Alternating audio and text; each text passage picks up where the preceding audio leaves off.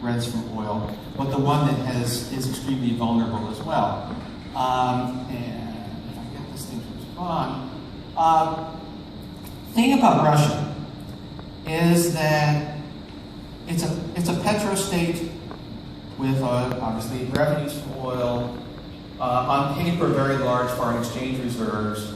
It has run current account surpluses year after year. So in aggregate, Russia is not a debtor, it's a creditor in the world. However, there's in fact a lot of foreign currency debt, mostly dollars, some euros. Not public sector, but private sector. Enough to make it, and you ask, how did all this debt happen? Well, part of the answer is there's also a lot of assets outside of Russia, some of which are held by sovereign wealth funds, but many of which are oligarchs having accumulated stuff. So if you want to think, all of those apartments in Mayfair or on the east side of Manhattan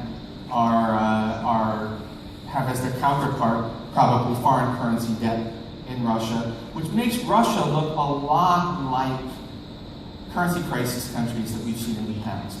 It looks, well, if you're this old enough, and I am, it looks like Venezuela in the early 1980s, when we had a Latin American debt crisis, and Venezuela was part of it.